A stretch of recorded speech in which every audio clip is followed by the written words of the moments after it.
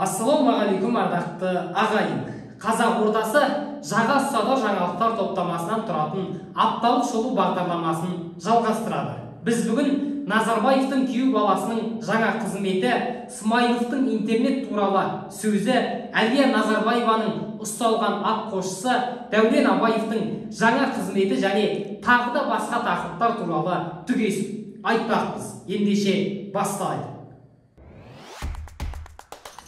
Нұрсұлтан Назарбаевтың күйеу баласы Тимур Құлыбаев 2023-2026 жылдар аралығында Азия Олимпиада кеңесінің вице-президенті болып бір ауыздан қайта сайланды.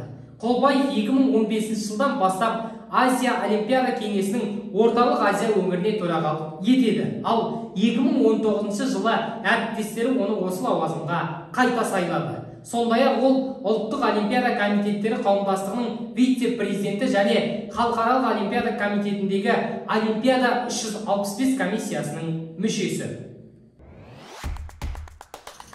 Қазақстандағы жаңа мектептерге сапалы интернет қосылады. Желіден жәбір көрген ағайын елең еткен болар сірә. Біз тарқатып айтайық. Премьер-министр Әлихан Смайыловтың төрағалығымен өткен сайлауалды бағдарламаны іске асыру жөніндегі республикалық штабта еліміздің білім жағдайы қаралды.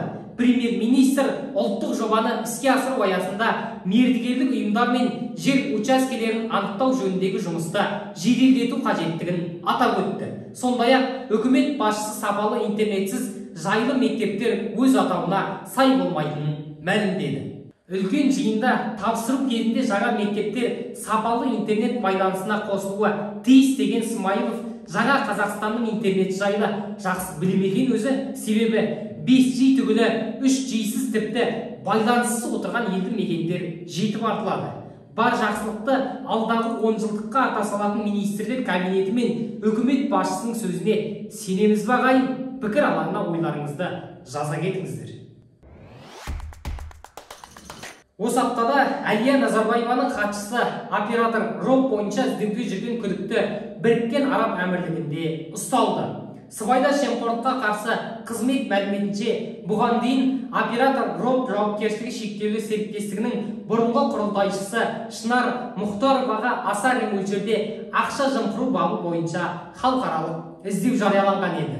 Антикор күдіктінің Дубай қаласында ұсталып, Интерполдың көмегімен Біріккен Араб Әмірліктерінің уәкілетті органдары қамауға алғанын хабарлады. Қазіргі уақытта Қазақстан Республикасының бас прокуратурасы оны экстрадициялау рәсімін жүзеге асырып жатыр.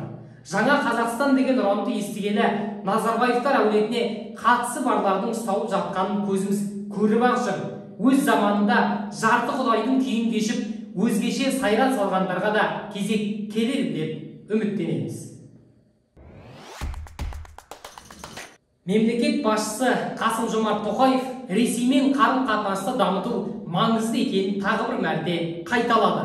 Қазақстанның Ресейдегі жаңадан тағайындалған елшісі Дәурен Абаевты қабылдаған президент Ресей Федерациясымен стратегиялық серіктестікті одан әрі нығайтудың аса маңызды екенін атап өтті.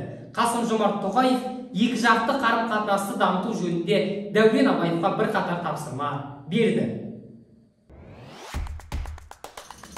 Айта кетейік, Дәурен Абаев бұл қызметке 3 шілдеде тағайындалған еді. Ол бұрын ақпарат және коммуникация министрі, мәдениет және спорт министрі қызметін атқарды. Жаңа елші өз жайын ойлап жайбарақат отыратындардың қатарынан емес. Сырын айтамын деп шынын айтқан Абаев Қазақстан президенті әкімшілігі жетекшісінің бірінші орынбасары болған кезінде қазақша сөйлеуді талап етіп жүрген белсенділер әрекетін жабайы ұлтшылдық деп атап келе-келеп үлгерген еді. Оның бұл сөзі қоғамда қызу талқыға түсіп, елдің сенімі сетінеді. Ұзын-сонар шекарасы бар екі елдің қарым-қатынасы шынында маңызды дүние. Сол себепті Абаевқа бұл қызметінде сәттілік тілейміз. Өзі қалаған орыс тілінде сөйлейді ғой енді.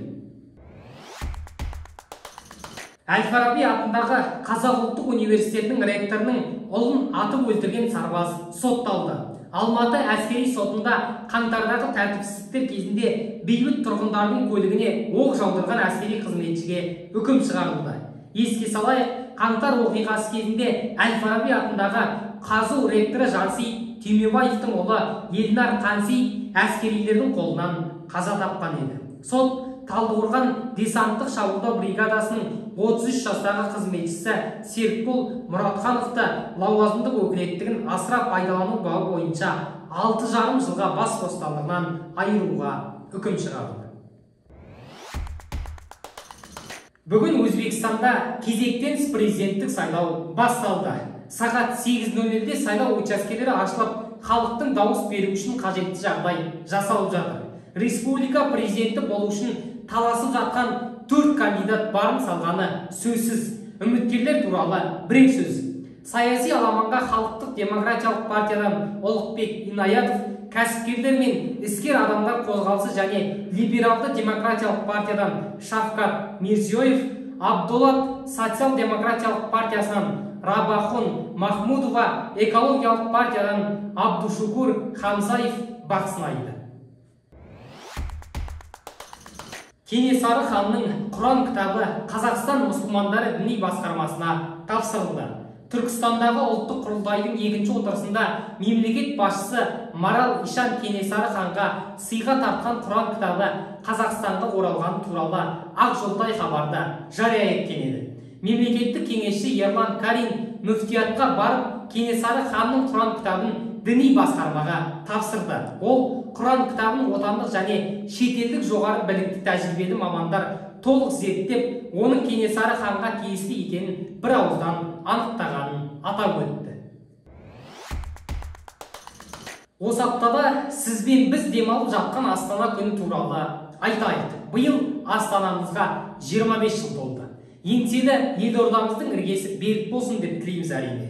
Астана күніне орай өткен жиында Қасым-Жомарт Тоқаев Назарбаевтың еңбегіне лайықты әрі әділетті баға беруіміз керек деген пікір айтты. Сондай-ақ мемлекет басшысы елорданы ауыстыру туралы шешім Назарбаевтың бастамасы болғанын атап өтті. Ел экономикасы тоқырауда болды. Жұрт нарықтық қатынастарға толық бейімделмеген кез еді. Осындай қиын жағдайда жоғарғы кеңес тұңғыш президент Нұрсұлтан Әбішұлы Назарбаевтың бастамасы бойынша Астананы Ақмолаға ауыстыру туралы шешімді 1994 жылы 6 шілдеде қабылдады. Елорданың жылнамасы тәуелсіз Қазақстанның шежіресімен тығыз астасып жатыр. Тұңғыш президенттің осы бастамасы жаңа ұлттық идеяға айналды. Бұл шешім еліміздің, халқымыздың ұлттық мүддесіне сай келгенінде ешқандай күмән жоқ. Сондықтан бәріміз Нұрсұлтан Әбішұлы Назарбаевтың бұл саладағы еңбегіне лайықты, әділетті баға беруіміз керек деген ол әділетті Қазақстанды ақты ақ, қараны қара деу елдің болашағына байланысты екенін баса айтты. Қазақстанның бұрынғы президенті Нұрсұлтан Назарбаев кеңсеге айналдырған кітапханаға Назарбаев атындағы музей мен архивке 2024-2026 жылдар аралығы үшін 4 миллиард теңгеге жуық қаржы бөлінуі мүмкін. Қазтаг мәліметінше Назарбаев кеңсесіне 2024 жылы 1 миллиард 195 миллион 450 мың теңге, 2025 жылы 1 миллиард 328 миллион 275 мың теңге, 2026 жылы 1 миллиард 338 миллион 684 мың теңге қажет болмақ. Естеріңізде болса, қаржы министрі Ерлан Жамаубаев бұрынғы президент кеңсесіне бөлінетін ақшаның қысқартылатыны туралы хабарлаған болатын. Ардақтаған құрметті көрермен, осымен қазақ ордасының қазақ тіліндегі апталық шолуы тәмам. Ағайын анығын білсін десеңіздер, осы бейне жазбаны таратыңыздар, қоңыраушаны басыңыздар, комментарийге пікір қалдырыңыздар. Жақсылық Зинеш, жақсылықта жолыққанша.